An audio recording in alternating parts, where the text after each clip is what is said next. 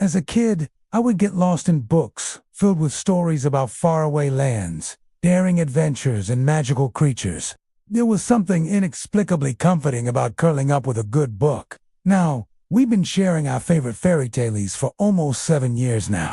Its roof was rusted tin, its walls wrapped in ivy and lichen, and its windows flickered like soft lanterns on stormy days. The villagers called it the rainkeeper's home, for it seemed that wherever the sky wandered, the rain clouds always found their way back to this forgotten little dwelling. Only framed sketches, faded photographs, and a single cracked crack. Every creak of the floorboard, every rustle of the thatch, every candle flicker spoke of lives once lived, sorrows once held. But it was not a house of sadness. No. Rather, it was a sanctuary of keeping. It held memories the world had let slip. On rare days, when the sun broke through, a hesitance slivered through the storm-gray sky, she would place an old record on the player. He wore a black coat and carried a leather satchel. He never knocked. Elsia would already have the kettle on, the hearth crackling with dry birchwood, and 2 chairs set beside the fire. It simply ceased. The clouds drifted on. The wind no longer lingered. The moss dried. The violets closed. And the path to the cottage vanished. When a curious traveler came years later, hoping to find the famed rainkeeper, they found nothing but ivy-covered stones and a clearing where birds sang freely. There you'll get a sneak peek behind the scenes and an early glimpse of our upcoming projects. We would love to have you along as we continue to share our passion for storytelling with the world. No cottage, no footprints, no music, but when the clouds return, and they always do, sooner or later, some say they still gather low over that hidden hollow. And if you listen closely in the hush before a downpour, you might hear the faintest melody echo through the mist, a voice without words, a song without end. The cottage beneath the rainclouds had gone, but the rain remembers. No words pass for the first hour, only tea, silence, and the sound of rain on the glass. If you enjoyed this tale, please remember to give it a like. Your support means the world to us. Also, don't forget to subscribe to our channel so you never miss out on any of our enchanting stories. Then, at last, the traveler would speak. This enchanting tale has been brought to life with stunning illustrations, and we can't wait to share it with you. Head over to our website to secure your copy today. Thank you for joining us on this incredible adventure. The pre-order period is limited, so don't miss out on this magical opportunity. Do you remember the note you couldn't finish? He'd ask, and Elsha would smile. The two of them, former composer and former muse, would spend the long night remembering what the world had once promised them. They would write music that no one would hear, lines of melody like trails of starlight, notes as soft as moth wings. It was enough that the rain heard them. Her own voice, from long ago, would fill the room, but she never sang with it. Instead, she closed her eyes and let her younger self sing to her, like a ghost offering comfort. No roads led to the cottage, only winding footpaths, softened by fallen leaves, and the delicate tracks of deer. Fog often draped the trees like an old shawl, and when the wind spoke, it did so in a language only the pines could understand. Inside the cottage lived an old woman named Elsha. She wore long wool shawls and spoke little, but the forest knew her voice. She had once been a songstress in the capital, they said. Her voice, like silver dew on porcelain. Seasons passed gently. The spring rain wove with birdsong. The summer mist carried the smell of lavender. Autumn storms painted the windows in trembling gold, and winter brought the soft hush of snow.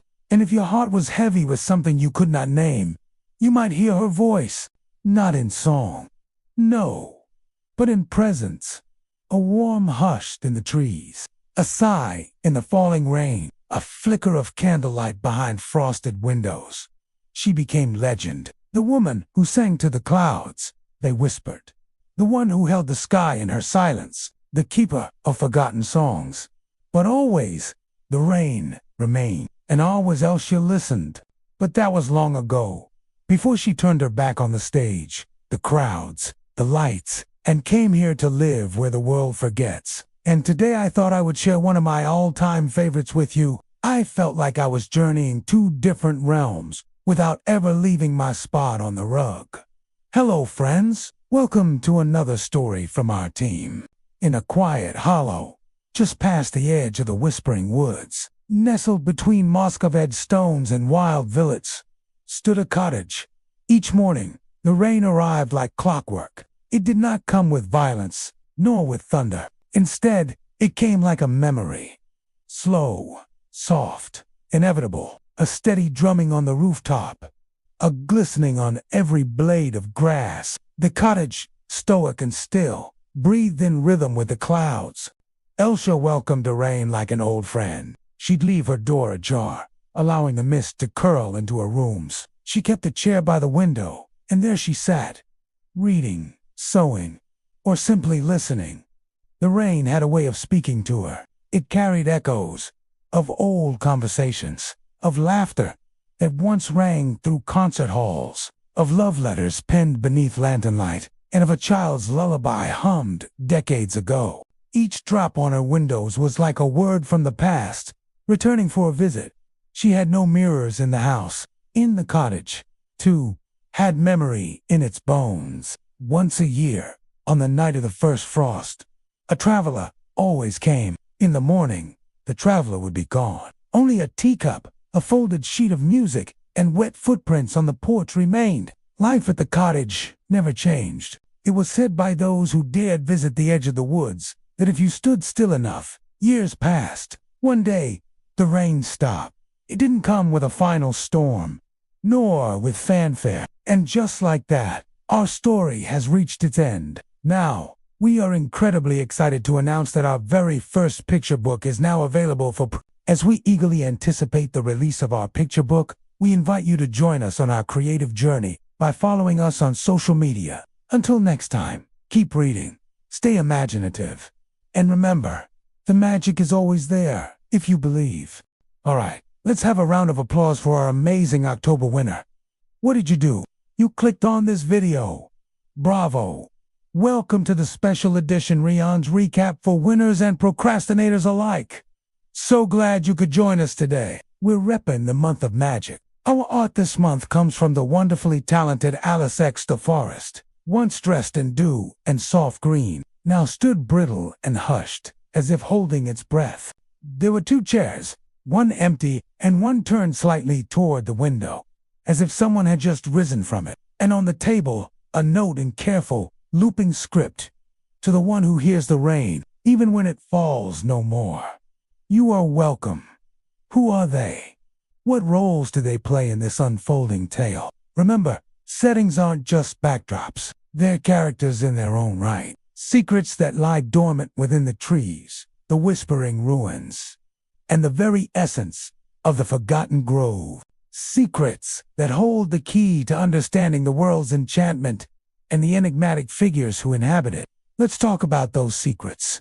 Those intriguing elements that make you curious. What secrets have caught your attention and why? They can influence our moods, shape our understanding of the story, and even mirror the emotions of the characters. Every object, every detail holds a deeper meaning in a story like this. The rain, the forest, the cottage, they all symbolize something profound. There's still more to unfold, more mysteries to solve, and more connections to make. So don't forget to stay tuned for the next chapter in this captivating tale. What do you think they represent? Share your interpretations and let's see where our discussions lead us. Feel free to share your thoughts on the characters you've come across so far, or any predictions you might have about their significance in the story. The song is waiting. Beneath a note, a key. Beside the key, a feather gold-tipped, warm to the touch. That night, Ilya did not sleep. She wandered the cottage in reverent silence, touching its walls, its piano, the curtain cords braided by hand. How does the author use language to create an emotional atmosphere? Think about the words that stick out to you, the phrases that evoke strong feelings, the descriptions that paint vivid pictures in your mind. You've earned this moment of relaxation and But for the rest of us, it's time to get back to the story. There are more adventures awaiting, more characters to meet, and more magic to discover. So let's turn the page together and see where this enchanting tale takes us next. Everything felt like it remembered being touched. The air pulsed with stories. Not loud, not haunting, but deep, like soil that remembers every seed ever planted. By morning, the clouds gathered. They were not dark or heavy. They were soft, pearlescent, curious. Ilya stood on the porch, the feather in her hand. She looked up. One drop fell, then another. The first rain in 10 years. It kissed the leaves. It sang on the roof. It danced in puddles. And somewhere, just at the edge of hearing, a voice began to hum. Where once the fog curled like a sleeping cat against the trees, now there was only dust, the faint scent of dry earth, and silence that lingered too long. Is it the intriguing concept of a world without rain, or the allure of a forgotten forest filled with whispers of magic? Perhaps it's a promise of a journey that goes beyond the ordinary. Well, whatever your reason, let's explore how the author weaves her magic and how this story unfolds. From the very first lines, we're plunged into a world that's both familiar and strange. The absence of rain, the hushed forest, and the lingering silence create an atmosphere of mystery and nostalgia. It's a world where memories seem to echo louder than the present. But deep beneath the roots of that silence, something stirred. One dusk, in late autumn, as leaves rustled in shades of bronze and regret, a girl named Ilya wandered beyond the edge of her known world. She had heard the stories, the rainkeeper, the singing cottage, the night music that soothed even the wildest wolves. Her grandmother used to speak of it, in whispers, in dreams, in the way people talk about something half. They say the rain stopped because she was the one who called it, her grandmother had murmured, and when she was gone, the sky no longer knew where to fall.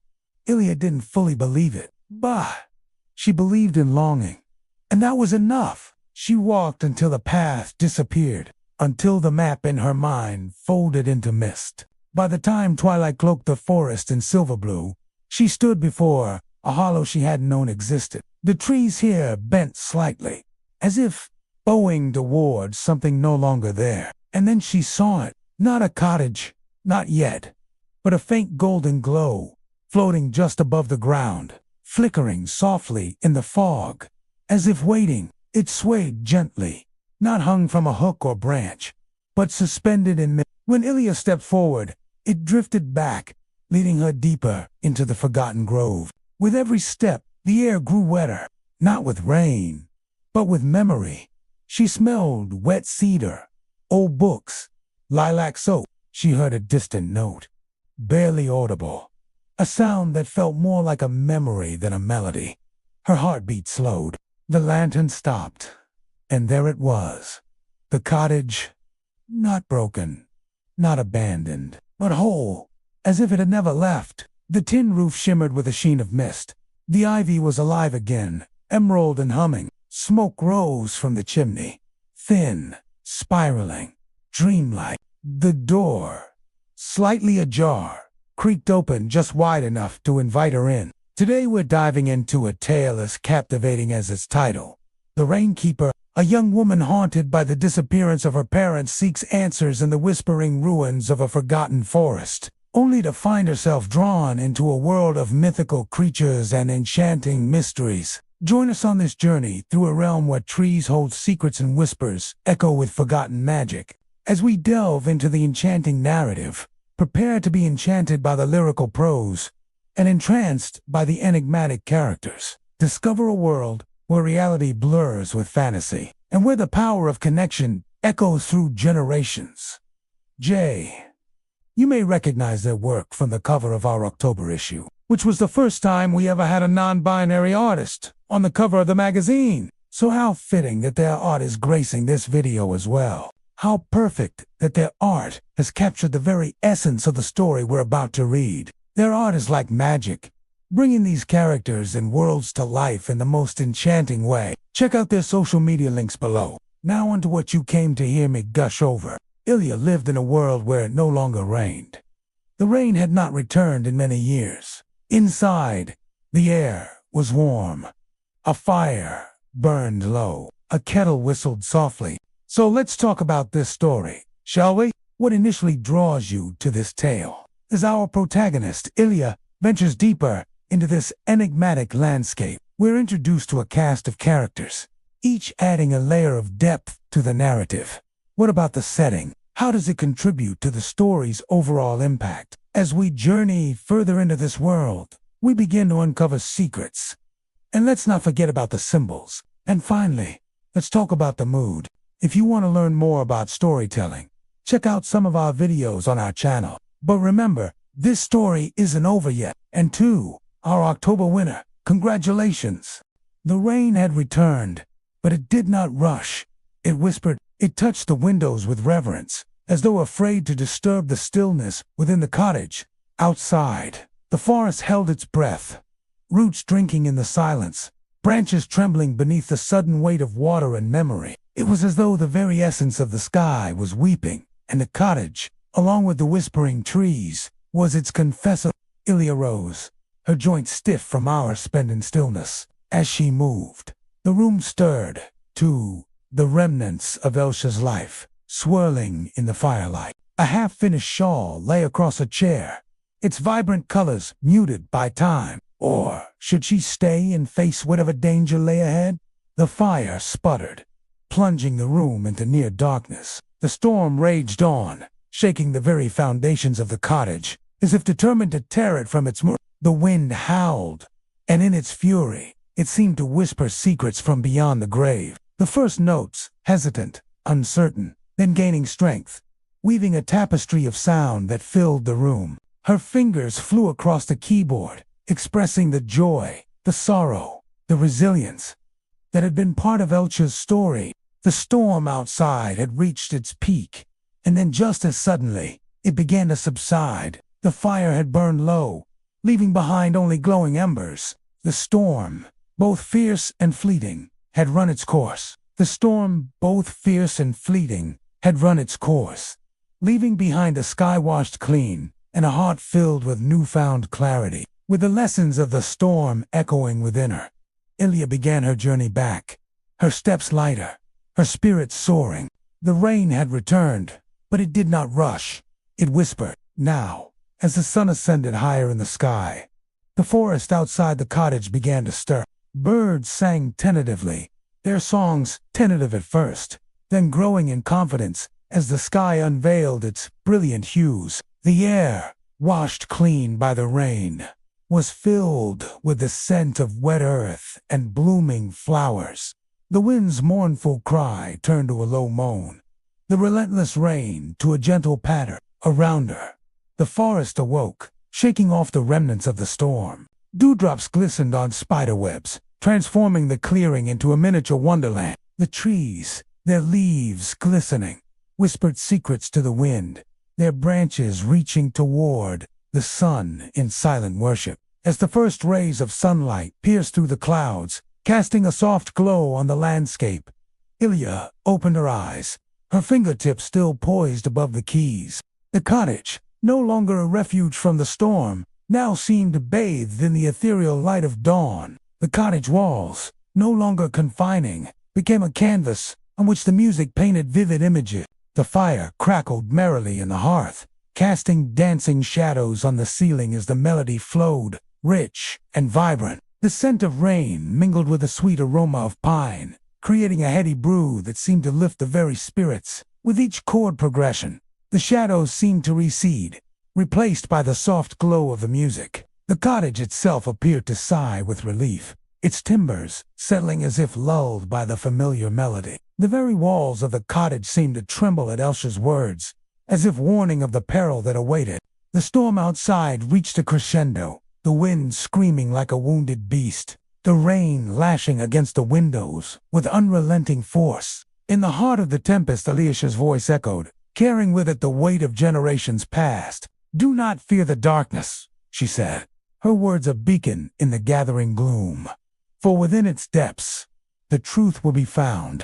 An inkwell set, perched on a table, its contents dried to a brittle paste, yet its lid still a mirror to the dancing flames. Each object, a silent echo of the woman who once called this place home. Rainwater leaked through the cracks in the roof, forming small pools on the floor. Yet amidst the chaos, a strange sense of calm settled over Ilya, and then she noticed the feather again, the golden-tipped emissary, resting on the music stand. An invitation to action. With newfound resolve, Ilya stood, her muscles aching from hours of stillness. She walked slowly toward the piano, her fingers tracing the worn surface of the keys, as if awakening them from a slumber. The storm continued its furious dance outside. But within the cottage, a new melody began to form. Elsha's parting words resonated within her, echoing the sentiment she had felt upon first entering the cottage. This place was not a tomb, but a keeper of stories, a living testament to the lives that had unfolded within its walls. Inside, Ilya sat at the piano with her fingers hovering just above the keys. The fire sputtered, casting grotesque shadows on the wall. As the wind outside picked up, rattling the windows like an unseen presence trying to gain entry, there was a frantic energy to her movements, as if she were preparing for an unexpected journey. The intensity of the storm mirrored the turmoil in Elsha's eyes, her face pale, drawn, her gaze fixed on some unseen point beyond the walls of the cottage. In the flickering firelight, Ilya saw not just a ghost, but a living, breathing soul wrestling with an unseen force. The air grew heavy with moisture, the scent of petrichor mingling with the earthy aroma of the forest floor. Thunder rumbled in the distance, a deep guttural sound that shook the very foundations of the cottage. Lightning flashed, momentarily illuminating the worried lines etched on Elsha's face as she hurried about the room, gathering her belongings. She had not yet played that day. The notes slept beneath her skin, soft and unfinished. A feather golden-tipped rested on the edge of the music stand, a quiet reminder that something beyond words had brought her here. For a moment, their eyes met, and in that instant, a profound sadness seemed to envelop the room. It was as if Elsha, tethered to this place by her unfinished business, had finally seen the one who might help her find peace. With a voice barely louder than the wind, Elsha began to speak, her words tumbling over each other in a rush to be heard. "You must leave," she urged, her spectral form shimmering like heat haze on the dusty window pane. "The storm, it's growing. The mountain, it's calling. You cannot stay." She had not left the cottage since the lantern guided her to it, not because she was afraid, because the walls knew her. Each morning, she woke to the smell of tea and the sound of rain tapping out rhythms like question. Each night, she heard distant harmonies in the wind, fragments of old melodies stitched into the storm, and the cottage began to respond. Doors opened on their own. Drawers she never touched revealed new scraps of music, half-written phrases, lyrics too fragile to sing aloud. One evening, as the fire crackled low, she found a small recording tucked behind a bookshelf, a wax cylinder, labeled in a hand she now recognized. Elsha. The last song. "Do not play until the rain returns." Her hands trembled as she placed it on the gramophone. Then came silence, a long, hollow pause, and then the voice hold. Barely there, but unmistakable. Elsha's voice, thin as mist, thick as longing. "If you're hearing this, it means the clouds have come home, that the sky remembers, that someone still listens."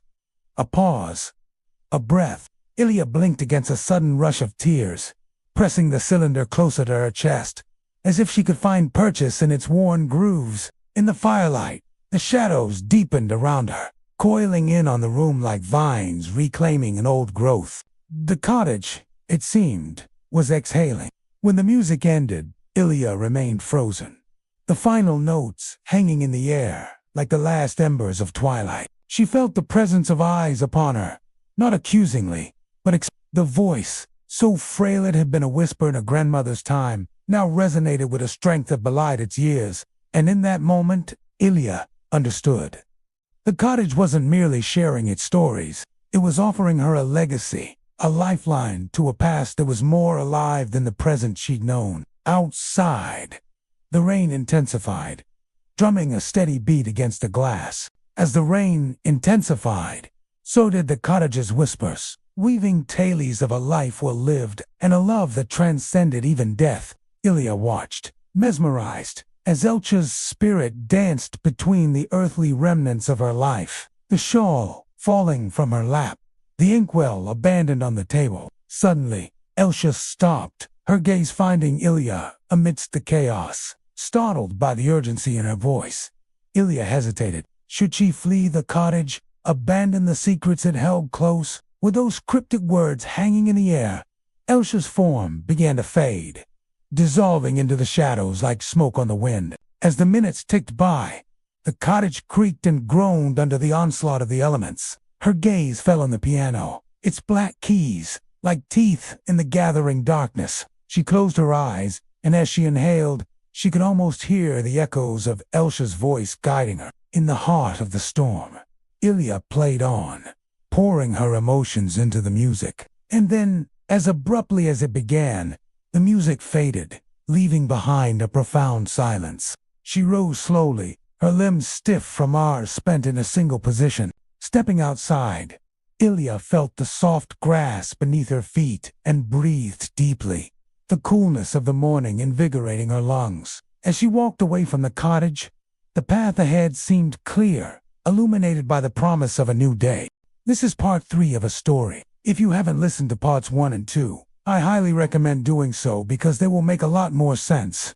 Also, sorry for being gone for so long. I took a break to figure out some things and focus on myself. They were nearly black with age, but she could still see the gold beneath. Or maybe it was just how the firelight fell. The room was dim, except for that. The air was filled with dust motes and the scent of woods. Outside, the rain lashed against the windows. "Hello," she said, surprised by the steadiness of her own voice. Standing before her was a girl, no older than 16, bundled in layers, her hood pulled tight. Maybe this place, with its whispering trees and moon-dappled glades, was exactly what the girl needed. As night deepened, the rain outside intensified, drumming on the glass like impatient fingers. Let me know what you think of this part, and who you think will show up next. See you soon. Bye. Ilya gathered more wood for the fire, and hummed a tuneless melody. She didn't want to scare Wren away, but she also didn't know what to say. The silence stretched, heavy with unspoken words, and the weight of years. Finally, Wren broke the quiet. "You must have loved your sister very much," she said softly. Ilya turned, surprised. She had been so lost in thought. She hadn't realized Wren was watching her. "I did," she whispered, her voice catching. "We weren't just sisters. We were friends. We shared everything. Our hopes, our dreams, our fears." She paused, the memory of a smile touching her lips. "Even our songs."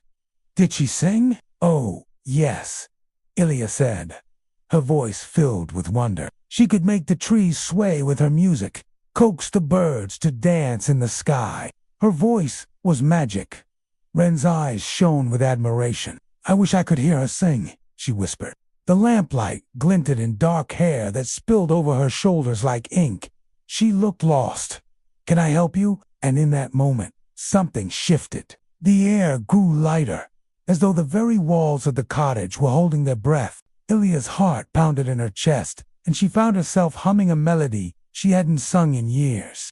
It was one of Elsia's songs, a lullaby they had sung to soothe troubled spirits and quiet restless souls. As the notes spilled from her lips, the room seemed to expand, embracing the melody, letting it flow through her. Wren watched, mesmerized, as Ilya moved, swayed, reached out as if to touch the music. And when the last note faded away, leaving behind a ringing silence, Wren knew this was the song she had heard in the trees, the one that had led her to this place.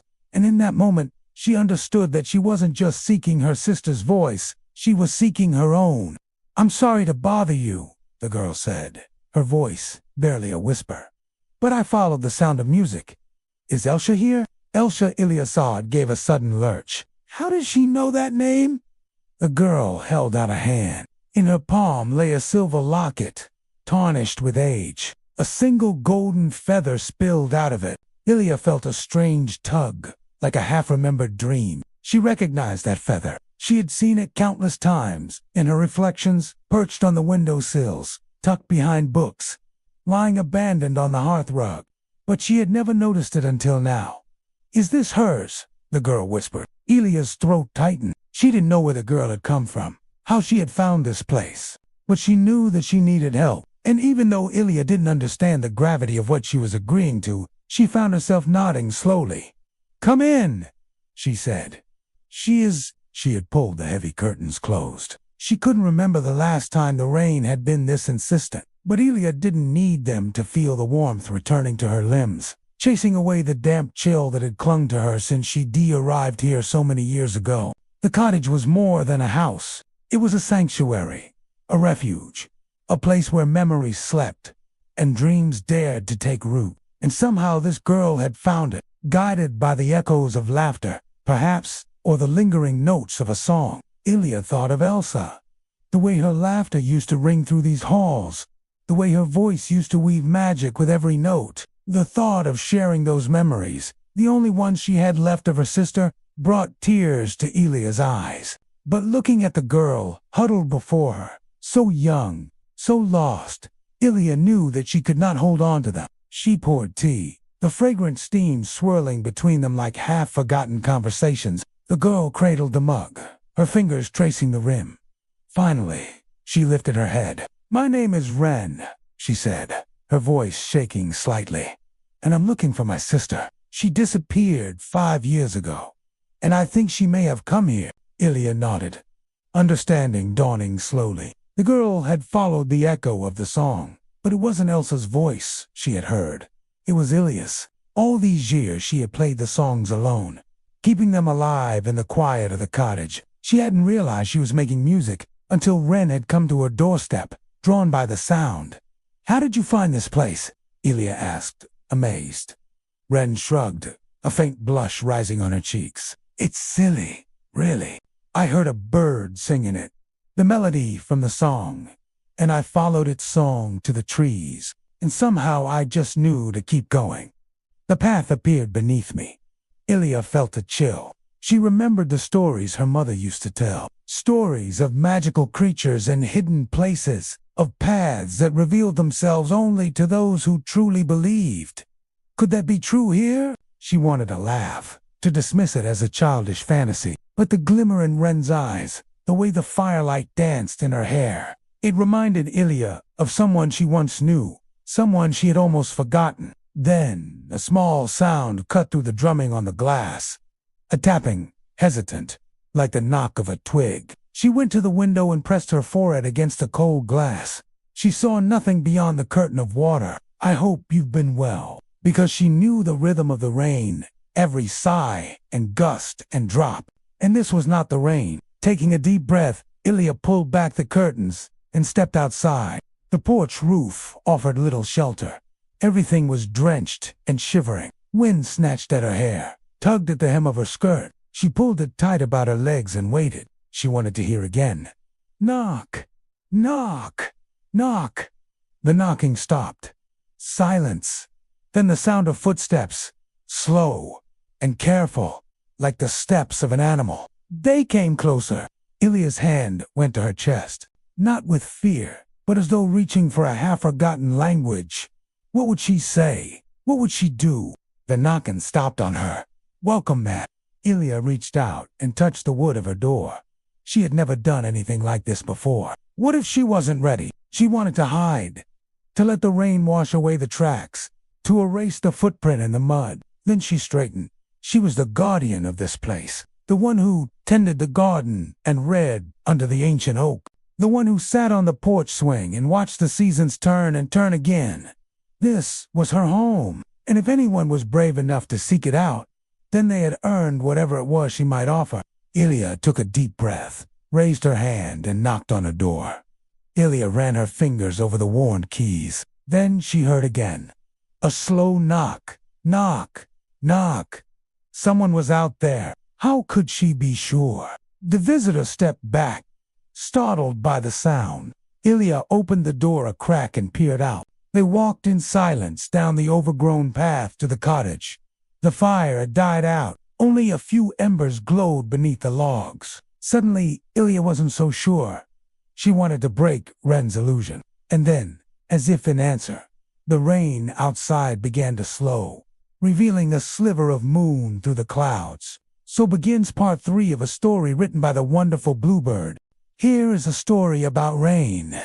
The rain had never overstayed. It knew when to fall, when to rest, and when to vanish into mist. But now, as the days deepened into a soft, eternal gray, the clouds began to grow restless, not angry, not yet, but uncertain. Inside the cottage, music still pulsed like breath, big and slow and spaced apart. They drummed on the roof, on the leaves, on the ground, on her skin, drumming out the old, well-loved song of rain. And somewhere deep inside the earth, a welling, a quaking, a stirring, the roots lifted their heads to meet the falling drops. The animals stirred in their lairs, raising their faces to the sky, and the wind sang, gathering the clouds and the rain into a great, swirling dance. And in the midst of it, laughing, twirling, was the song of the world. And in it, a single voice, clear and strong,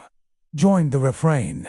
The rain was home. Ilya had made a home of it, not just for herself, but for those who wandered in with songs in their pockets and storms in their bones. The piano had been tuned by hands older than hers. The attic now held rows of recordings, labeled with dates and names and fragments of melody. The walls echoed with laughter, footsteps, silence. But one morning, just as the light spilled pale and new across the floorboards, Ilya awoke from a dream with a strange ache in her chest. In the dream, the rain had spoken, not with words, but with light, with feeling. It had shown her an image.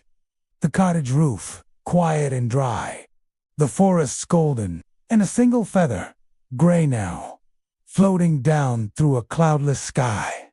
She sat up. The fire had long since gone out. The gramophone was spinning on its own, playing a tune no one remembered recording. A waltz, slow, ancient, unfinished. And by the window sat Elsha, not a ghost, not quite, more like a presence that memory had shaped from the rain itself. Elsia did not speak, but she looked at Ilya with eyes full of quiet knowing, like someone who had carried the same question once. And Ilya understood. The rain wanted to leave, not forever, but for a time. It had returned, been remembered, sung to and through. Now, it asked to go and fall elsewhere, to remind another place that longing and listening were still possible. She did not cry. She was not afraid. Afraid of what? That the silence would somehow be unbearable. She had known silence, vast and echoing, before the rain came, and the music stayed. Some part of her had always known this farewell was only temporary. The rain would return, of course. The rhythm of the world hummed beneath her fingertips, beneath her feet. Even in dreams, she could feel it quickening, rising, falling. So she rose and walked to the window, letting the cold air pull her face up to the sky. It was a clear and empty morning, but in the distance, over the highest peaks, she saw the beginnings of clouds gathering. And when she turned back, the gramophone was silent. When the rain fell, the world was full. When the rain went, the world was empty. But emptiness did not mean silence. The wind sang through the trees. The brook chuckled over stones. The leaves whispered on the path. There were stories everywhere, all around her. There was life. She could feel it thrumming under the skin of the world, and she was a part of it, a piece of it, and it was a part of her. So she did not cry. She stepped out into the morning, into the vastness, into the remembering. The first drops fell as she reached a clearing. Once upon a time, there was a cottage in the woods. It looked like any other, a little crooked, a little weathered, but warm inside. As dusk melted into indigo, the rain fell one final time. Not as storm or drizzle, but as music. It struck each leaf like a plucked string. He paused, looked up, and somewhere, far away, a melody stirred.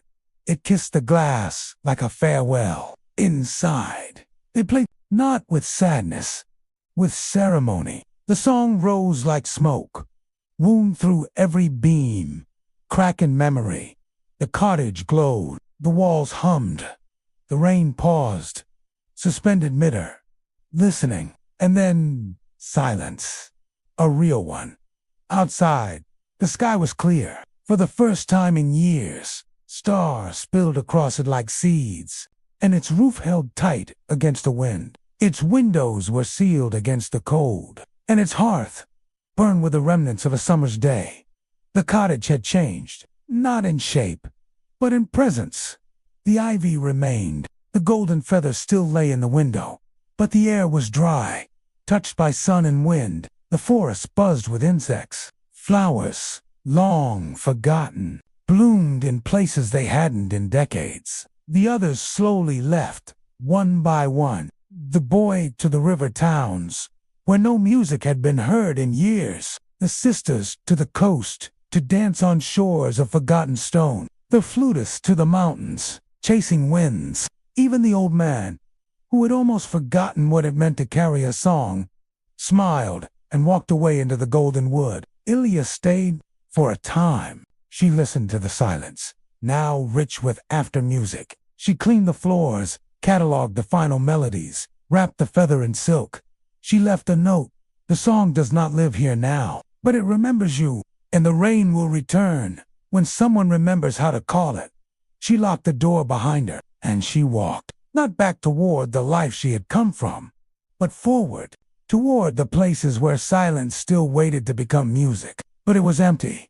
That is, until she came. She went to the piano and touched the keys. She did not play. Not yet. She simply sat, listening to the final threads of storm wind curling through the chimney. Later that day, she gathered everyone beneath the beams of the old ceiling. The girl with the flute, the boy with the violin, the old man who now smiled in his sleep, the sisters with their bare feet and rain-drenched hair, even the silent child who had drawn constellations into the dust near the heart. "We must play it," she said, "one last time, as it was meant to be." They understood. That evening, the next morning, far away, in a valley long forgotten by clouds, a single drop of rain landed on the windowsill of a boy who had never heard thunder. This is the first in a series of videos inspired by a book. Each episode is a new adventure in a world filled with forgotten magic. In the farthest bend of a valley, forgotten by maps, where dust slept deep in the cracks of rooftops, and the air ached with stillness, a boy named Kellen sat alone by a crooked window. Not the cottage, not yet, but a feather, stuck upright in the ground, gold-tipped, still warm. He bent to touch it. The author really transports you to this dusty, forgotten valley. I love the way they use sensory details to bring the set into life. You can feel the dryness in the air, hear the crunch of Kellen's footsteps, and see the parched landscape. The story also has a great sense of mystery. You're thrown right into the action without any context or backstory, which makes you feel like you're just as lost and confused as Kellen is. And this feather is such a cool, magical item. It's not clear what it does or why it's there, but it's clearly important. The ending leaves you hanging, wanting more. What's going to happen next? Where is this path going to lead him?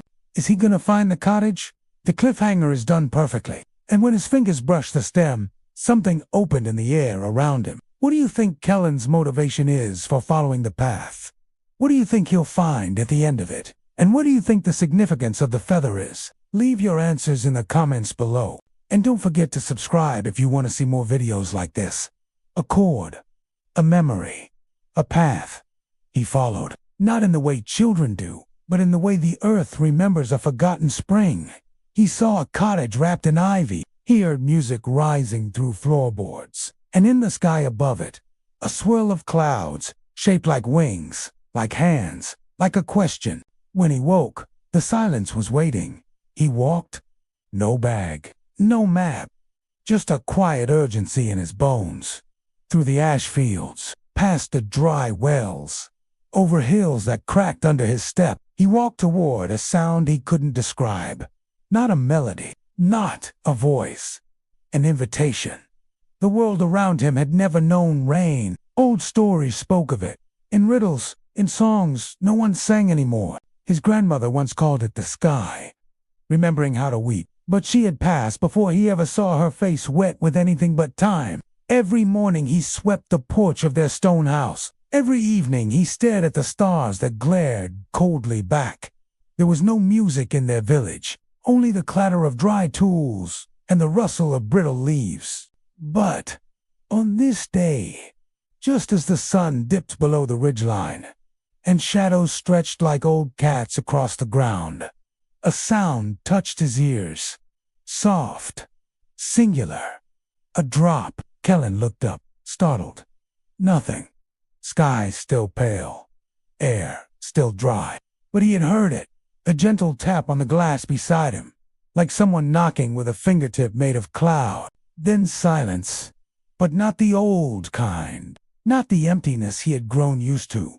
This silence was listening. That night, he dreamed.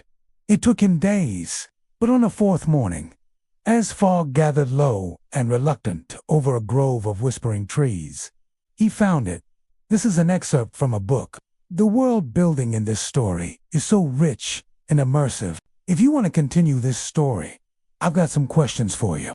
Once upon a time, the forest grew darker, not with danger, but with expectation. The trees grew still, their branches leaning ever so gently toward him. Stones glowed faintly underfoot in the wind, as if it had just remembered its name.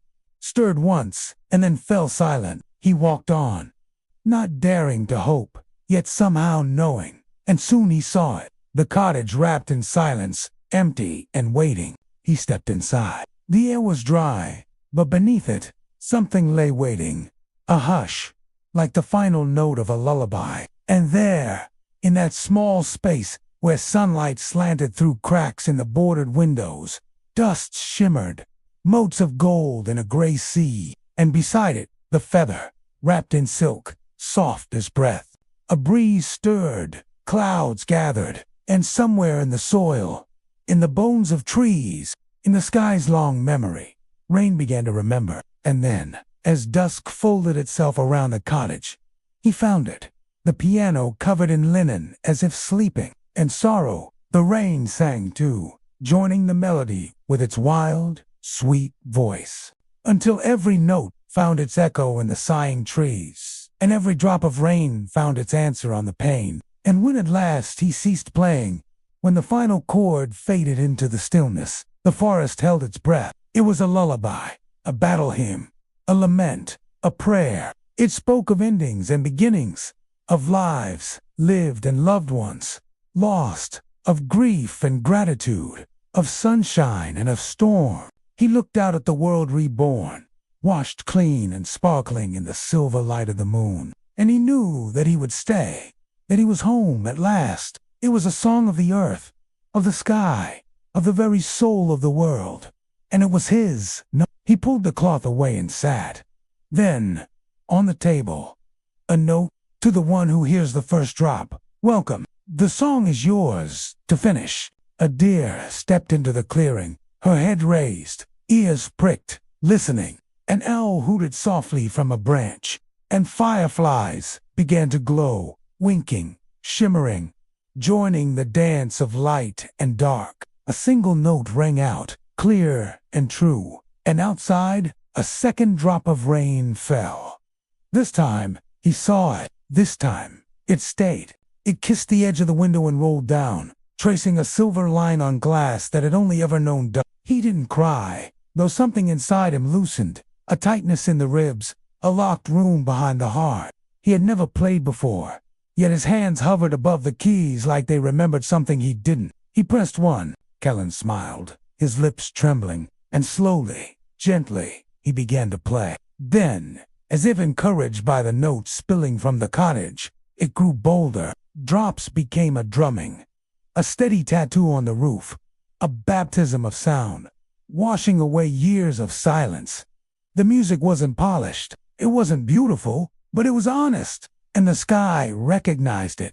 At first, it was tentative, a whisper on the roof, a patter on the pane, the susurrus of leaves, and the soft splash of water on thirsty earth. And as the song swelled within him, the music rising, falling, echoing his own joy. He played until the sky was awash with stars, until the moon rode high and the wind sang along with the rain. Then, as if awakened by the music, the animals stirred.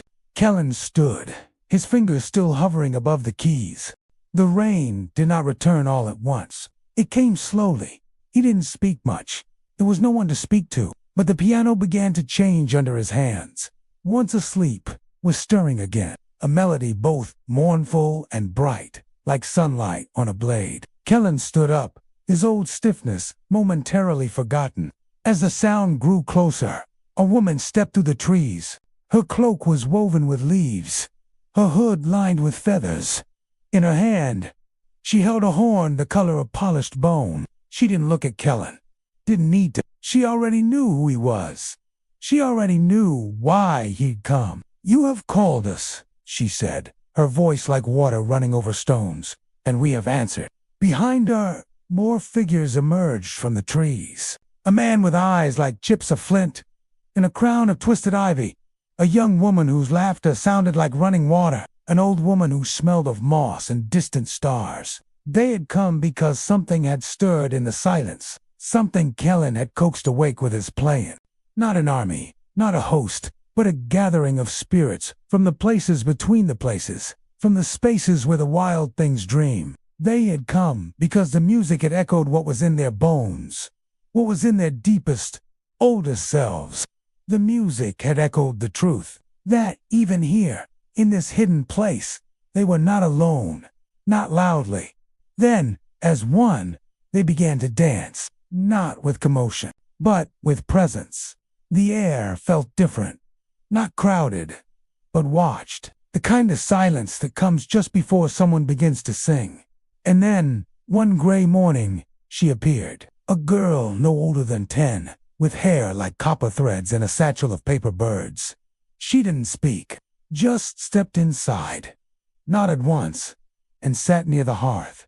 Kellen offered her tea. She accepted it with a slight bow. That evening, she unfolded one of her paper birds and placed it on the windowsill. The wind picked it up and carried it into the dark, where it glowed faintly and vanished among the trees. At first, the notes were scattered things, awkward, heavy like trying to speak in a language he hadn't yet learned. But the piano was patient. It waited, and little by little, the songs began to shape themselves. He played in the morning, with the birds. He played in the blue hush of twilight. He played when the wind stirred the trees in long exhalations, and the rain listened. Some days, it answered, with single drops, or the hush of mist curling low across the fields. Other days, it held back, as if testing his resolve. Kellen never asked it to stay. He only listened, in threads, like someone shyly reaching for a hand they had once known. After a long practice session, he stepped outside and found something on the porch. A stone flute, left neatly beside the door. No note. He picked it up. It was warm, smooth. When he lifted it to his lips, a low hum came out, deep and earthy, like the sound of roots dreaming underground. That night, he left the door open, and the next morning, someone had left a strand of beads on the windowsill, beads carved from bone and blackwood, humming faintly when held to the chest.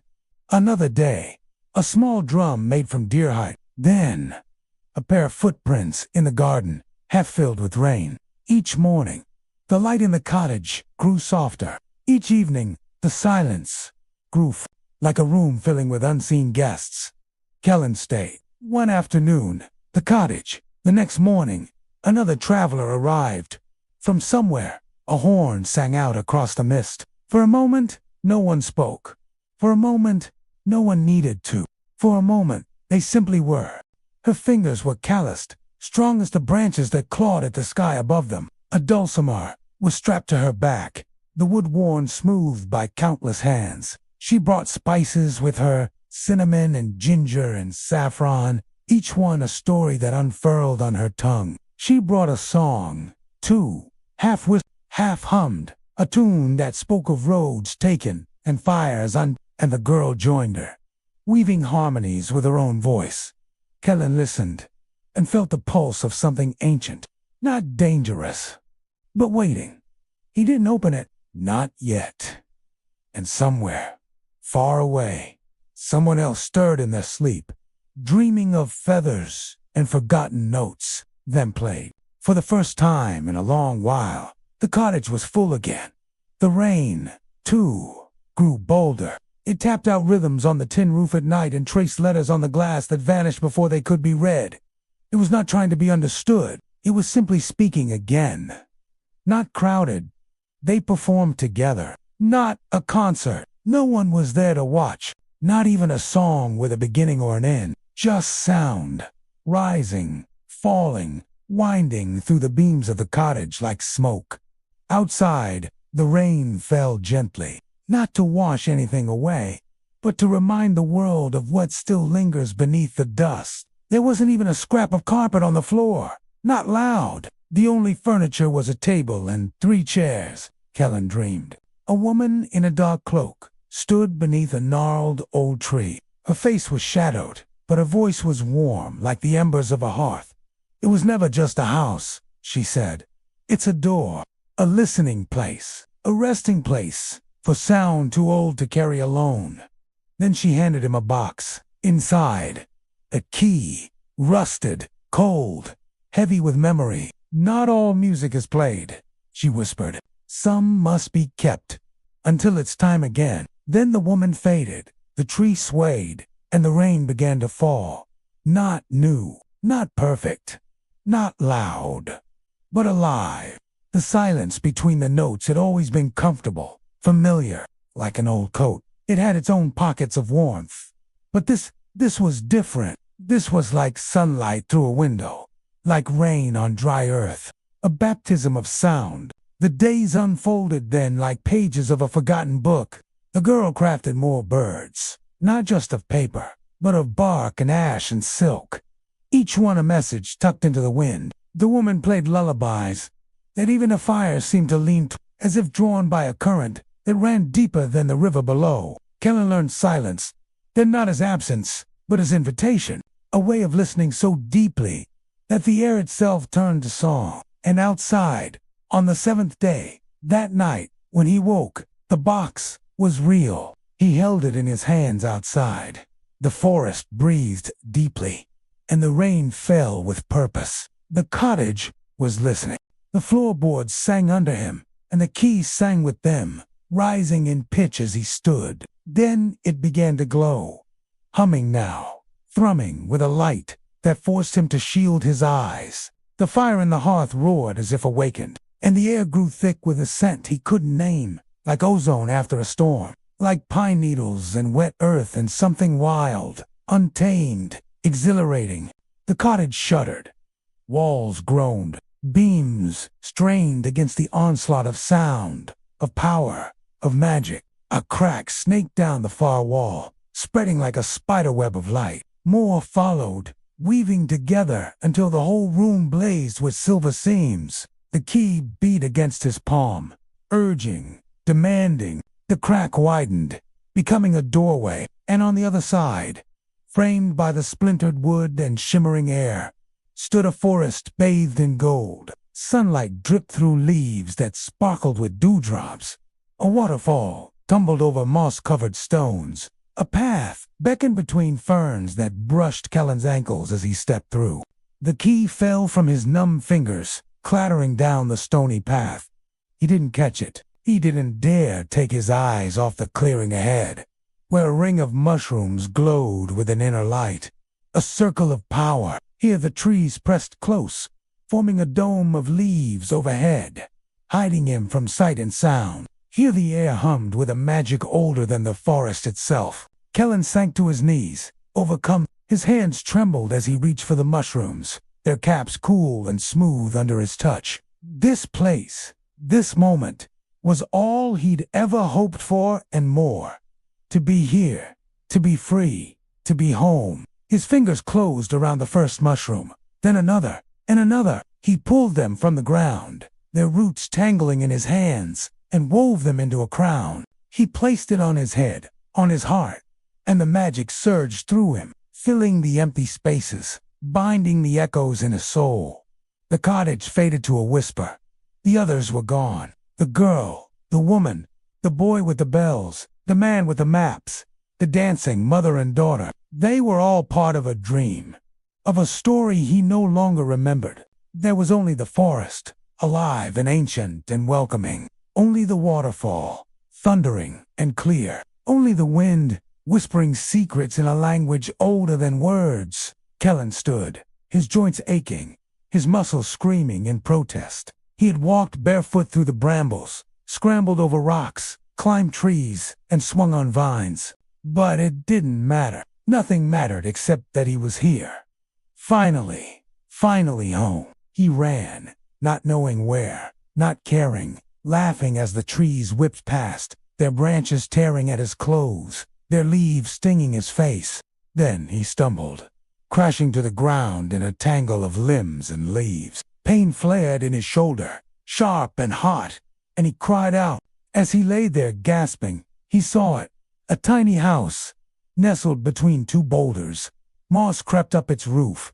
Ivy climbed its walls. Smoke curled from its chimney, a silent invitation. Kellen dragged himself closer, hope blooming in his chest. Maybe this was where he belonged, in the whispers of the trees, in the secrets of the stones. Maybe it was time to stop running, to stop searching, to come home.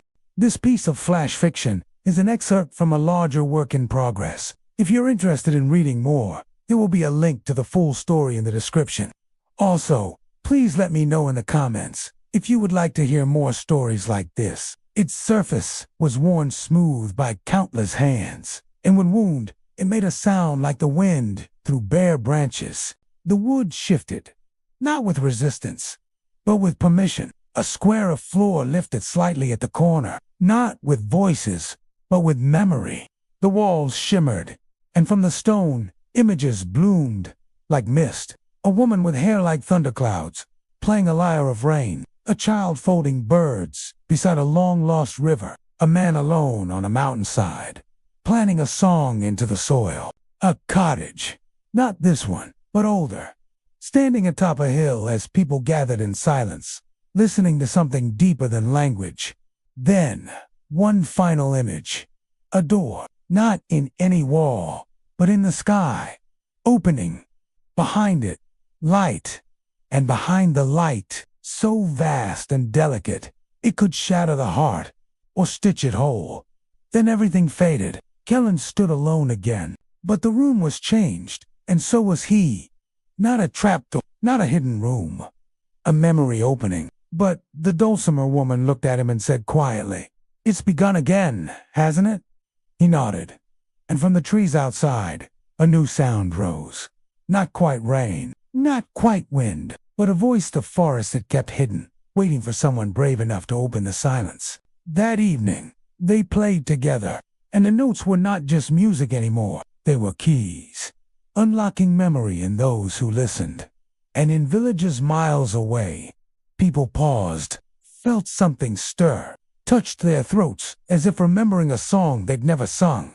The cottage beneath the rainclouds was awake, and the sky was listening. He pulled it up. Beneath, not darkness, but light, faint, pale blue, like breath exhaled in winter. Inside the hollow, a spiral staircase of stone, worn smooth by centuries of feet. He looked back toward the others. The cottage was quiet. No one stirred. He stepped down. The air grew cooler, but not colder. The walls hummed, low and continuous, as if the stone itself held music. At the bottom, he entered a round room carved from earth and time.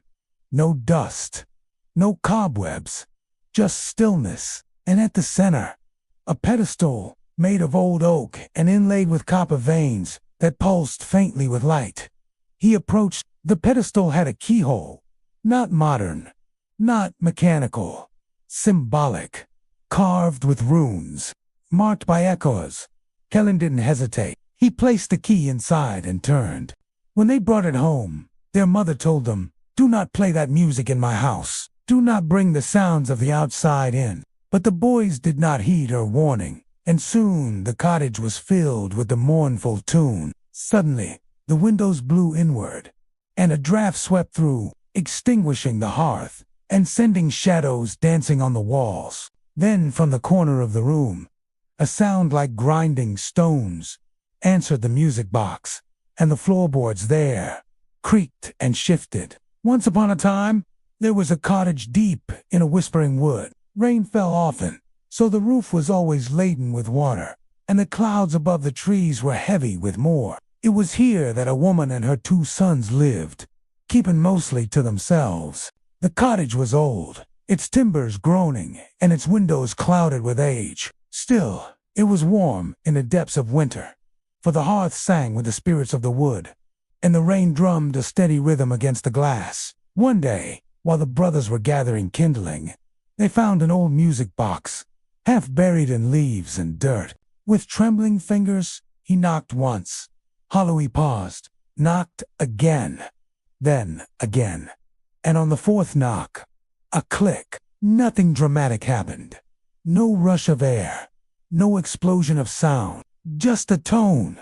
Low, resonant, ancient. And then the room sang. When he climbed the stairs and re-entered the cottage, the others were waiting. No one asked what he'd seen. This is a story about music.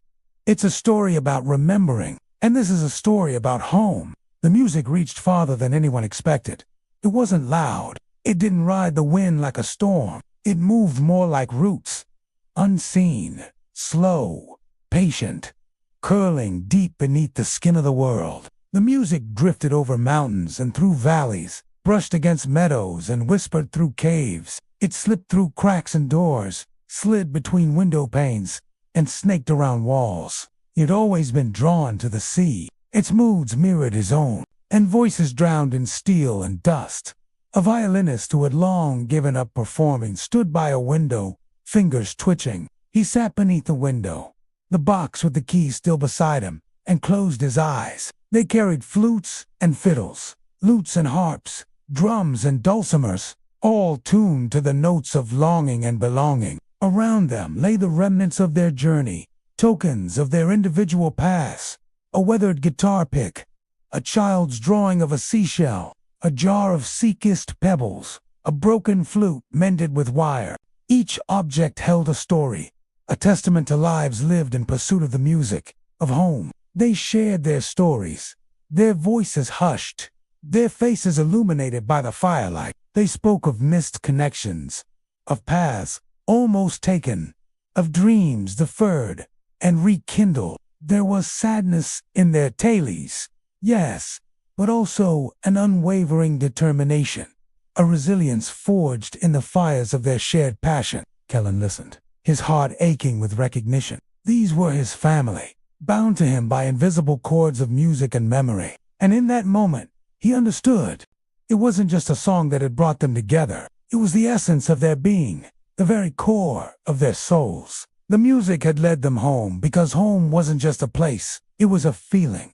It was the warmth of shared laughter. It was the solace of knowing you're not alone. It was the echo of a lullaby whispering through the ages. It was the rhythm of a life fully lived, fully loved, fully cherished. First to arrive were the potter and the boy who spoke in signs. They had found each other on the road, drawn together by the same tune and the same yearning. Next came the violinist and the trumpeter. Though they had started separately, their paths had intertwined in the marketplace, where the sound of distant drums had led them to each other. Last were the 2 men with the guitar and the baron, the Irish drum. They had been drawn to the moor where they met, both hearing the same song in the wind. Each musician brought something unique to the gathering. The potter wove tales with her fingers, plucking melodies from the strings of her banjo as she spun. The boy who spoke in signs carved dancing rhythms on his drum. The violinist poured her soul into every note, her bow gliding over the strings like a second skin. The trumpeter's melodies soared, echoing the boundless expanse of the sea. The guitarist wove intricate patterns with his nimble fingers, while the bowron player kept time with the heartbeat of the land. The room thrummed with music. The air vibrated with chords and counter-melodies. Every instrument blended seamlessly, weaving tapestries of sound that shifted and evolved with each passing moment. The music swelled, filling every crevice of the ancient cottage. It spilled out the windows, cascading over the hills, carrying on the wind, a siren song to those still searching. For those who had yet to find their way home, he heard the roads awakening. The old song paths buried under moss, and forgetting, he felt the weight of footsteps. Hesitant at first, then steadier. He knew they were coming, and he also knew they wouldn't come empty-handed. They would carry instruments, long, untouched, stories left half, dreams once discarded and now found in the corner of old drawers. Songs that had waited generations to be sung. Kellen smiled. He knew they would fill the rooms again with music. He heard the melody winding its way up the path, becoming bolder with each step, climbing the stairs, pushing against the door, and when it finally burst inside, the music was no longer hesitant. It surged forward, joyous, triumphant. Kellen sat back, his chest swelling, and let the sound wash over him. Let the music take him home. Her worn leather shoes lay abandoned in the hall. Her shawl fell to the floor as she dug for the silk scarf she wound around her head. When her reflection stared back from the glass pane, she hardly recognized herself. What had compelled her to stop running for just a moment? The silence between her ribs cracked open, and something fluttered out. Fragile, golden, and wild. She hadn't played in a decade. Not since the music had died, but her violin sat in a cupboard behind her dishes, waiting, as did the ghosts of waltzes, polkas, and tangos, all yearning for release. Outside, a battered trumpet peeked from a drafty attic window. Inside, a young man with paint-stained fingers strummed a chord. On a far-off moor, a lone fiddle sang with the wind. In a bustling marketplace, the notes drifted through the chatter. An elderly woman with eyes like polished stones lifted her head. Across the rooftops, a boy pressed his ear against a wall. In a grand concert hall, a conductor raised his baton. In every corner where the music touched, something shifted. Memories awakened. Instruments long silent were picked up and dusted off. Half-forgotten songs poured out of windows. Even the rain seemed to pause, listening, the waves crashing and receding, mirroring his joy and his grief, their rhythms echoing his laughter and his tears. Yet today, something tugged at him, drawing his gaze away from the familiar comforts of the shore. He glanced at his mother. She looked up from her weaving, puzzled by his sudden silence. He signed for her to wait, and rose to his feet. The boy pointed toward the mountains and tapped his chest twice. Home. He had never used that sign before. His home was the sea, and if his mother had ever known anything different, she had long since forgotten. She watched him go, brow furrowed. Once her son had disappeared around the bend, she resumed her weaving, though her hands itched to follow. It pushed against eardrums and coaxed memories awake. In places where no sound dared travel, the music tiptoed on its own accord, drawn by some deep, forgotten purpose. In a crumbling village, nestled between cliffs where nothing had bloomed in years, an old potter named Lyra paused mid. Her hands, slick with clay, trembled. Not from age. She was as sturdy and sure as the loom she leaned on. But from recognition, she remembered watching the road leading to the hills with wide, wondering eyes as her mother walked toward the distant mountains. She recalled the lullaby the older woman had hummed as she bent over her work, coaxing pots from the spinning wheel of clay. Lyra remembered the light in her mother's eyes, the ghost of a smile touching her lips. Then she remembered the day her mother never came home. With the sun sinking below the horizon, Lyra had searched for her, calling her name until her voice was hoarse. No answer came except the echo of her worry. When the morning light revealed the empty space beneath their eaves, Lyra had fled to the hills, scrambling up the stony path her mother had taken. She had climbed until she could go no farther. Then she had sat down and cried. It was then the music had found her. Not to comfort her, not to take her home, but to leave its mark, embedding itself in her bones, coiling around her heart. The music had stayed with her all these years, sleeping beneath her laughter, hiding in the hollows of her sighs. Now it stirred, beckoning, calling. She was old. Who else would carry on their bloodline? Who else would keep the music alive? Who else would follow the call of the hills? A note had brushed a memory, not a song she knew, but one that had once known her. Her fingers tightened on the clay, pulling, twisting. She rose from the wheel, winded, and stepped barefoot into the courtyard. Her gaze snagged on the sky where a single bird made of paper and ash fluttered past, catching on the edge of her roof before vanishing in the wind. The pathe closed her eyes. When she opened them, the sky was empty. Still, she knew what she had to do. Decades ago, she, too, had been called by this song, though she had been barely more than a girl then, in another village far away. One built of glass and salt, constantly rearranged by the tides. A boy who spoke only in signs stopped carving driftwood animals and looked inland, in a city that never slept, where towers rose like spears. Meanwhile, back in the cottage, Kellen felt it. There were 7 musicians in all, each bound to the cottage by invisible threads of blood and memory. As the night deepened, the musicians rested, their instruments silent. For now, the girl with the birds knew they were coming. She felt it in the humming of the trees, in the susurrus of the stream that tumbled over pebbles in her dell. And she also knew they wouldn't come empty. They would carry instruments long, untouched, stories left half, dreams once discarded and now found in the corner of old drawers, songs that had waited generations to be sung. She was folding a new one for them, this one from silver thread and the bark of a tree that no longer grew in any known forest. She folded it carefully, whispering to it, then let it fly. It rose, glowed faintly, and vanished east. Soon the sky would change, not just with rain, but with light, weaving a bridge between the loneliness of yesterday and the hope of today. It was a hesitant step, a tentative touch, and more. A place where memory was music, where silence was trust, where those forgotten by the world could gather and remember their own names again. Not the ones given at birth, but the ones etched into their souls by wind and rain. A question asked and answered in the sighing of the wood. Then the dulcimer thrummed. Outside, a drumbeat sounded, slow and sure. Someone had arrived, and in 1,000 places, across valleys and coasts, people turned their faces toward the mountains, listening. Soft pulses would drift across the clouds. Not lightning, not moonlight, but something else. A door half open, but for belonging. When the last note faded and the final light had fallen, there was only the quiet rustle of leaves and the gentle patter of rain.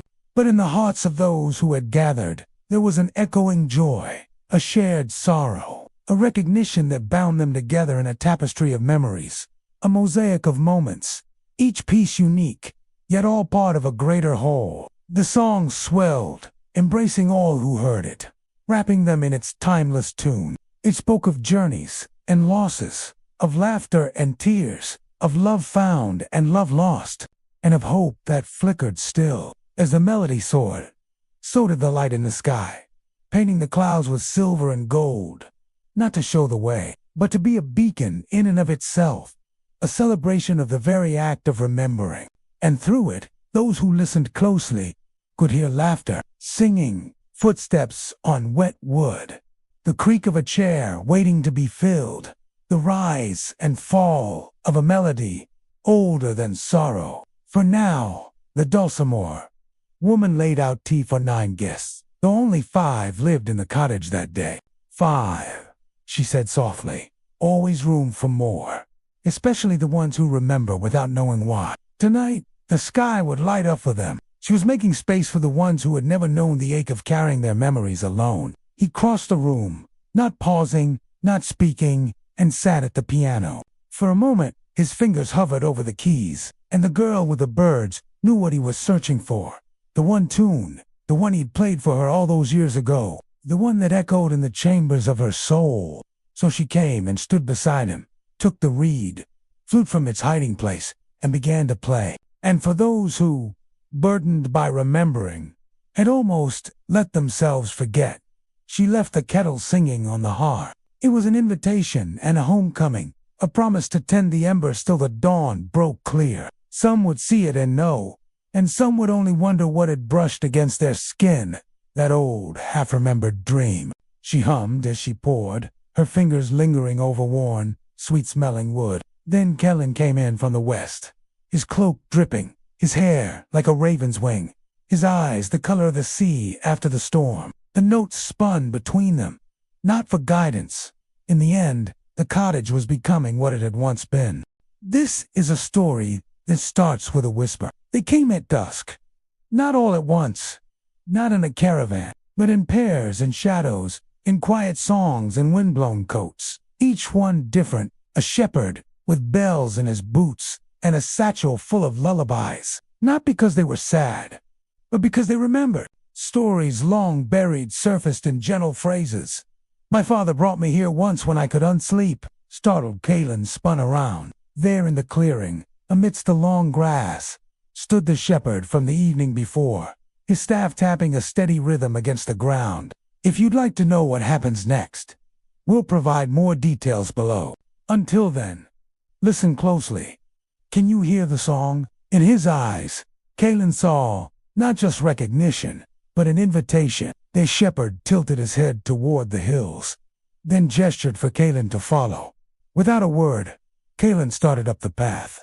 The grass grew shorter, replaced by stones, and the skeletons of dead trees. The air, thick with the scent of pine, grew colder with every step, and as he crested the highest point, the wind snatched at his coat, pulling his gaze to the north. There, nestled between the peaks, lay a valley veiled in mist, its boundaries blurred, inviting, at its heart, a cottage, its roof, a study in grays, its windows dark and fathomless. A chill wind whispered through the trees, carrying with it the faint strains of a silver flute. Beckoning, with a deep breath, Kalen stepped into the mist, the sound of the flute growing louder, weaving a melody of promise and remembrance. Whatever awaited him in that valley, he knew he wasn't alone. The song had found its way back to him, and in its echo, he heard the laughter of children, the chime of a distant harp, and the whisper of a voice that had been waiting for him to return home. I was born during the storm that broke the roof. I carved my name into the back of that chair when I was 12. My grandmother told me this place only appears to those who've been forgotten. And through it all, the sky watched. An old woman who carried a broken harp and the scent of lavender. Two children with mirrored eyes, who never spoke but laughed in harmony. A wanderer dressed in threadbare robes, who wore a crown of feathers no one else could see. They arrived at the cottage beneath the rainclouds, as if returning to a place half-remembered from dreams. And as they stepped across the moss-lined threshold, the wood of the cottage sighed, as though it had been holding its breath. The girl who folded birds greeted each guest, not with words, but with a nod and a lantern, its flame already lit, as if it knew who was coming. Kellen watched them arrive, heart quiet. He did not feel overwhelmed. He did not feel small. He felt placed as though the song inside him had finally been given its harmony. They filled the rooms of the cottage. Some played, some listened, some wept. The next morning, mist clung to the hills like a shroud, muffling the sounds of the waking world. Inside, the fire had died down to embers, mirroring the fading light of the lanterns. One by one, the guests departed, leaving behind the echoes of their stories and the scent of lavender. Only the two children remained, their laughter now hushed, their mirrored eyes clouded with thought. Kellen watched them walk hand in hand toward the hills, their forms swallowed by the mist. When he turned back to the cottage, he saw that the front door, which had swung open to welcome them in, was now shut tight, its paint peeling away like scabs. Had it been a dream? Was he truly alone? The questions echoed within him, unanswered. Then a sound broke the silence, a single bell, clear and sweet, echoing the question, "Are you here?" So, Kalen, what will you find in the valley? What do you show someone who has forgotten their name, who has lost their way? A fire may offer warmth, but will it light their face so you can see who's there? Or is that too much to ask of a flame? What do you say to someone who doesn't know who they are anymore? The shepherd sang in a language only the trees seemed to understand, and played a single note on the piano. Her eyes, the color of moss after rain, searched for the source of the sound until they found it. The piano, A crack appeared in the darkness above them, a fissure in the fabric of the night. It widened, revealing a sliver of light, then bloomed into a doorway. It wasn't made of wood or stone. It was made of remembering. Light poured out, not blinding but tender, as if touching the world where it most needed to be held. And through it, sound, not melody, not rhythm, but something older. The raw hum of creation, the breath before the first note, the space between all things. The door didn't speak. It didn't need to. Its silence was a vast, unending well of understanding. It simply listened, and the listeners in the cottage felt it. The great, gentle weight of being heard by something too vast to name. Slowly, she rose, drawn to it, like a moth to a distant star. It wasn't to reach for it, not to claim anything, but to witness. The rainclouds held their breath. The earth stilled beneath their feet. Even the wind bowed its head. And then the first echo returned, a sound that was not made by any hand or instrument, the sound the sky had kept safe. It fell into the clearing like mist, wrapping each soul, touching their memories like a parent brushing a child's cheek. Some dropped to their knees, others raised their arms. The silent children wept, not from grief, but from recognition. They had been called home, not to a place, but to a song. A song they were. Her bare feet touched ancient wood, each step echoing the rhythm of her heart. But there was nowhere to stay and no reason to go. Not because they had no words, but because they finally understood that silence was a word that meant, I am here. I have been here, and I will always be here. For when they had remembered themselves, they had remembered each other. And when they had remembered each other, they had remembered everything. When she reached the piano, the music stopped. The room held its breath, waiting. She placed her hand on the keys, closed her eyes, and played. A cascade of notes stumbled forth, bright and clear, tumbling over one another in a rush to be heard, to be remembered. The music soared, carrying with it the weight of 1,000 untold stories, the echo of laughter and tears, the whisper of love and loss. It was a song of remembrance, a testament to the enduring power of music to heal and to hold. One long, lingering tone, soft as breath, sharp as glass. The girl stirred. The note hung in the air between them, bridging the space where words could not. Then another sound joined it, a flute, high and clear as running water, weaving in and out of the piano's sustained chord. Then a third voice, deeper than the river, richer than the trees. A cello, grounding the melody with its steadying presence. The music swelled, enveloping the cottage in its embrace, and the girl with the birds in its center. Sometimes an answer dances on the tip of your tongue. Sometimes it's written in the lines on the palm of your hand. And sometimes it sings on the breath of a lullaby. They found her asleep by the hearth, curled like a question mark in the crook of an ancient chair. Her hair, the color of twilight, fanned around her like a half-remembered dream. They didn't wake her. Not at first. Instead, they gathered by the fire as it flickered with blue and gold light. The kind only seen in places where time forgets to pass. The air grew thick with the scent of wood smoke and something else, something that smelled of starlight and whispered stories. Then the dulcimer woman played a song that bent in the middle, then righted itself. The silent children clapped in perfect unison, and as if woken by a memory, she raised her head. And as the final notes faded into the silence, something shifted. When they were ready, when the music swelled within them, one by one, they stepped outside. The door shimmered, a silent question hanging in the air. When they were ready, they stepped through. When they were not, they stayed behind. That night, no one spoke again. The door in the sky did not demand.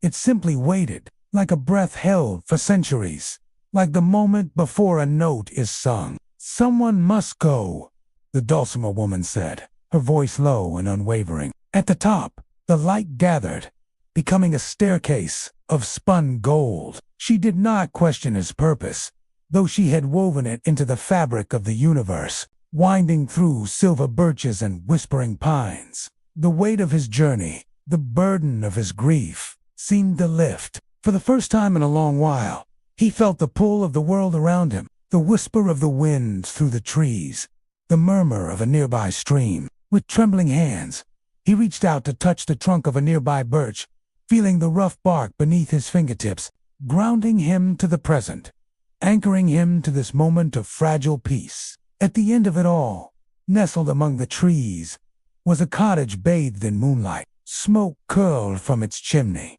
promising warmth and solace. The woman in white gestured toward it, then raised her hand, palm open, fingers splayed, inviting him to wait, to rest, to be still. He did not need to speak. Words were useless here. Understanding hummed between them. She inclined her head, acknowledging the sorrow that clung to him like a shroud, the grief he had carried for so long.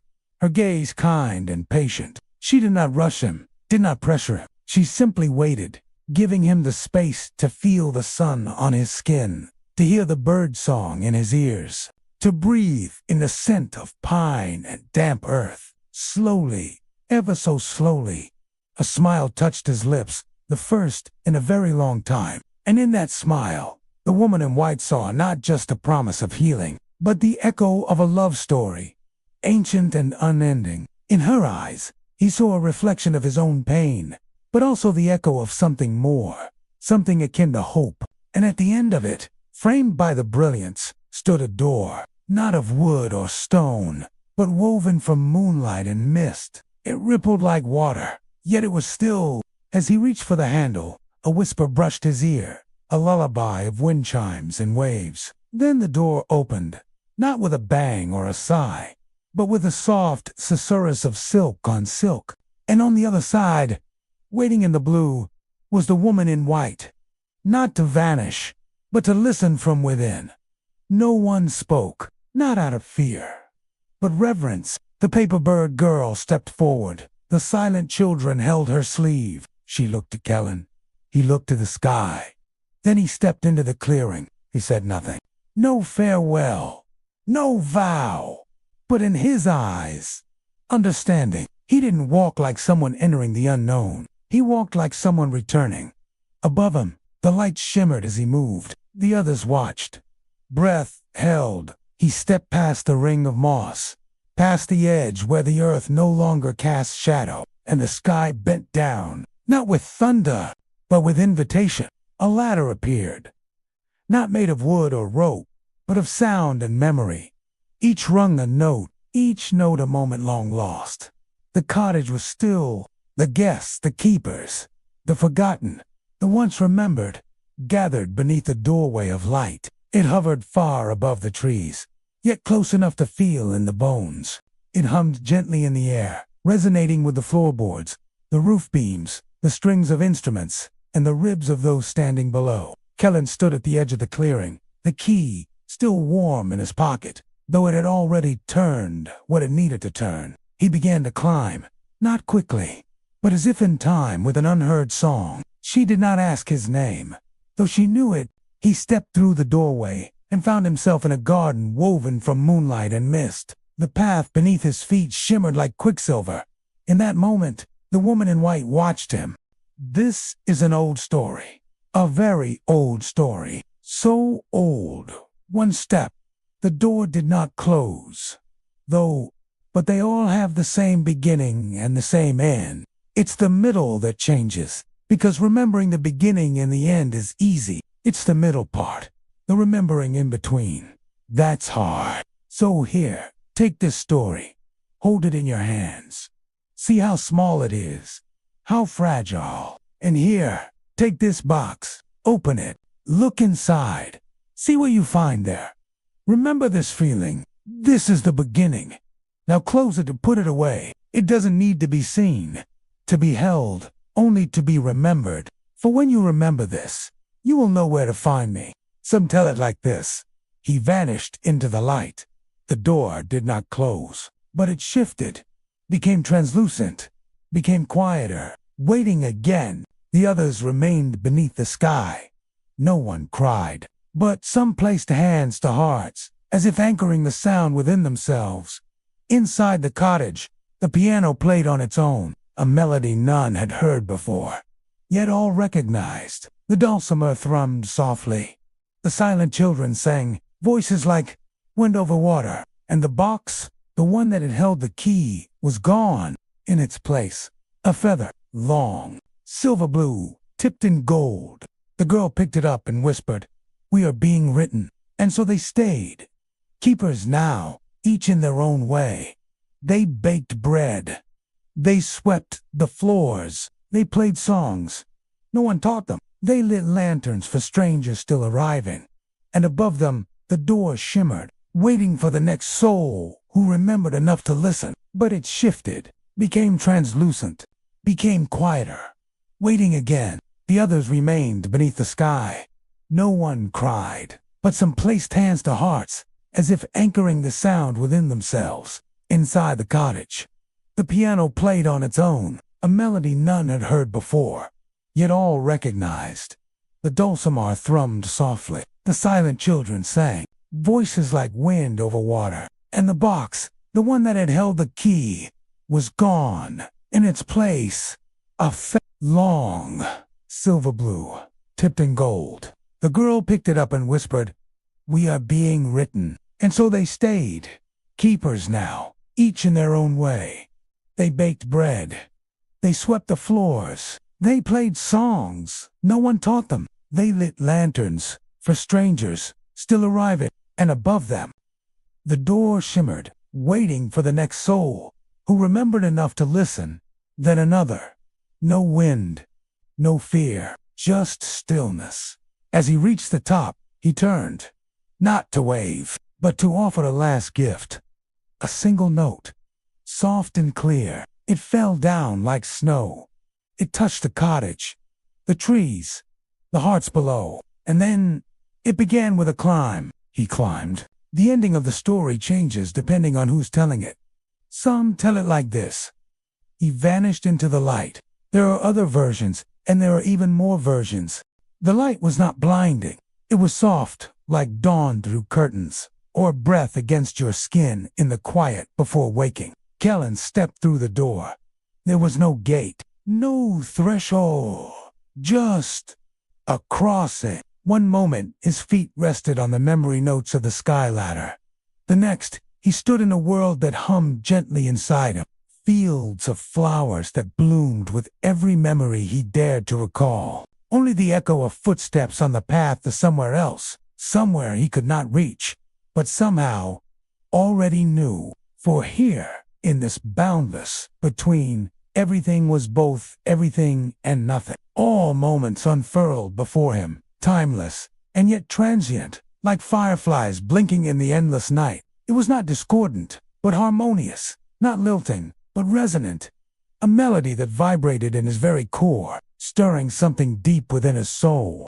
It beckoned to him, promising solace, offering understanding. As he followed its haunting strains, he felt a profound sense of homecoming, as though he had known this place, this music, this moment in some distant past. With each step, the melody swelled, becoming a chorus of voices, a symphony of emotions. It was a requiem for the ages, a lament for the lost, a celebration of the found. The music spoke of eons gone by, of civilizations that reached for the stars and failed, of loves that burned bright and faded, of dreams that soared high and crashed to earth. It was a bittersweet symphony of existence, a testament to the ephemeral nature of all things. He watched centuries bloom and fade in the light of distant suns. It was a song of resilience, a hymn to the indomitable spirit that persists despite the passage of time, that finds beauty in the face of decay, that seeks solace in the midst of sorrow. As the music reached its crescendo, Kellen felt tears brimming in his eyes, tears not of sadness, but of catharsis, of release. It was as if the music had unlocked something within him, releasing a torrent of emotions he had long suppressed, long forgotten. He laughed, he cried, he raged, he soared, surrendering himself to the overwhelming beauty of it all, to the realization that he was more than his mortal coil, more than his earthly constraints. He saw empires rise and fall in silent splendor. He witnessed Lives lived and choices made, not with eyes, but with an understanding that defied definition. The music swelled around him, enveloping him in its warm embrace, carrying him aloft on its wings, lifting him above the mundane concerns of the physical realm. And in that moment, as the boundaries of his earthly existence dissolved, he knew that he was not merely living, he was thriving. He was not merely existing, he was becoming. He was not merely mortal, he was immortal. Or perhaps it was the music that made him believe these things, that gave him this perspective, this understanding. But then again, perhaps it was always within him, waiting to be unlocked, waiting for the right song to set it free. It was knowing without thought, feeling without sensation, a comprehension that bypassed the limitations of language and logic. It was the essence of existence, distilled, stripped bare, a stark and beautiful awareness that transcended the confines of mortality. A mountain shaped like a harp, strings made of wind and time. There was no fear, and the answers were not etched in stone tablets or hidden in cryptic scrolls, but woven into the very fabric of existence, as tangible as the starlight, as real as the echoes of his own heartbeat. Every atom, every molecule sang its silent song, a harmonious choir celebrating the very fact of existence. And he, Kellen, was a part of that song, a single note in a grand symphony, yet somehow resonating with every other note in perfect accord. He was one in many, a singular consciousness spread thin across the tapestry of infinite moments. He was the observer, and the observed, the subject, and the object, all at once. Only listening to 1,000 stories whispered on 1,000 winds. Here, even the rocks sang. Time had no dominion here. It was not linear, not cyclical, but a spiral, a vortex of moments, each distinct yet interconnected, forming a helix of existence. He felt the birth of stars and the death of worlds, not as a detached spectator, but as an intimate participant. He was in the trenches of creation, shoulder to shoulder with the cosmic architects, shaping galaxies and birthing nebulae. Yet it was not laborious work, but a joyous celebration of existence. Creation was its own reward, its own justification, and the song was not of loss, but of letting go. The cliffs echoed with tales of those who climbed too high, touched the face of the world, and fell willingly into the vast unknown. And then they were not lost, only falling into the arms of a universe that held them as a mother cradles a child, rocking them to peace. In the eternal dark, there was no ground, and yet he didn't fall. There was no sky, yet above him drifted vast rivers of light, slow-moving and musical, like whales made of starlight, gliding through silence. He took a step. The world responded, not with sound, but with meaning. Each step was a question answered. Each breath returned a forgotten part of himself. Here, memory wasn't recalled, it was lived again. A breeze passed him, and in it, the scent of pine needles and winter bonfires from his 7th year. He felt again the warmth of a wool blanket wrapped by someone long gone. He heard his own laugh as a child, echoing in a moment, no longer lost. "This is not heaven," a voice whispered. Not into his ears, but into his thoughts. It is the in-between, the place where memory rests before becoming again. He turned. There was no one there. And yet, he was not alone. Shapes moved in the distance. Not quite people, not quite shadow. Some had faces that flickered like candlelight. Others looked like mist, made sentient. Vague outlines of what had once been human, or might one day be. Kellen reached for one, and as his fingers brushed the figure's shoulder, a melody burst into being. A lullaby, half familiar, spilling warmth into his spine. The figure nodded and drifted past. Here, music was the language of recognition, a place of souls unspoken, waiting not for resurrection, but for resonance. Kellen wandered, not lost, just endlessly becoming. He passed rivers that hummed his name in every ripple. There were no graves here. In the hush of this timeless expanse, surrounded by the ghosts of possibilities, Kellen found solace in the simplicity of being. There were no questions here, only answers. He walked along paths, that shifted beneath his feet, sometimes leading him forward, sometimes circling back to where he started, only for him to continue onward with renewed vigor. And then he heard music, and yet, in its depths, Kellen heard a counter melody, a hopeful refrain that whispered of new beginnings, of second chances, of lives that might have been, and still could be. For in this timeless expanse, he was unbounded, unfettered. There was no fear, only listening. And in the heart of that realm, where the sky curved into itself and the stars sang lullabies, he found a mirror, not of glass, of sound. He stood before it, and it played him every note he had ever been, every silence, every sharp edge, every trembling kindness. It wept where he had wept. It sang where he had remained silent. It danced where he had forgotten to. I didn't even know what kind of play this was going to be when I started writing it, but I also took some time to perform some of my favorite songs and some new songs I was working on. And I remember one night after the show, this woman came up to me and she said, "I'm a musician, and I just wanted to tell you that your songs are so beautiful. They made me cry." And in that moment, I realized that that's exactly what I want my music to do. I want to make people feel something. I want to take them on a journey. I want to make them cry. And if I can do that with my music, then maybe, just maybe, I can change the world. All I knew was that I wanted to capture that feeling that we get when a song resonates with us. You know how there are songs that just hit you right in the chest. There's something deeply moving about that experience. And it got me wondering, what if music wasn't just a thing that we listen to, but instead something we could inhabit? What if a song could take you somewhere? That's when the idea of the realms came to me. Each realm would be its own genre of music. The dystopian future is techno. The evil queen's realm is opera. And the magical music realm is, well, everything else. "Who are you now?" the mirror asked. Kellen did not answer in words. He simply played a chord. One hand over heart, one lifted to the light. The realm answered with harmony, and far below, in the cottage beneath the rainclouds, the girl with the birds felt it. She sat up straight, looked skyward. The silent children turned, their eyes wide. The dulcimer hummed without touch. Kellen was not gone. He was not lost. He had become part of the music. And in that instant, the sky shimmered. A rain began to fall. Not wet, not cold, but full of sound. Notes drifting like silver leaves. Words unspoken, songs unwritten. The people in the cottage stepped outside with cupped hands and open hearts. Each drop that touched them carried something true. And in villages far beyond, those who had never heard of the cottage looked up and wept, for no reason they could name. Only this. This is the end of the third act of a play called The Uprising of the Singing Rain.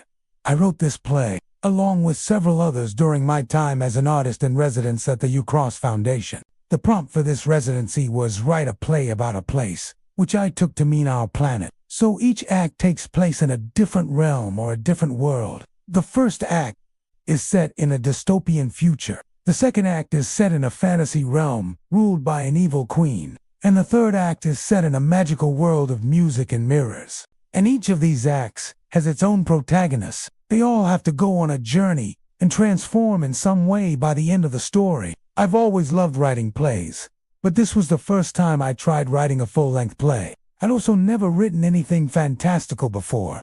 I spent most of my time during that residency writing and rewriting this play.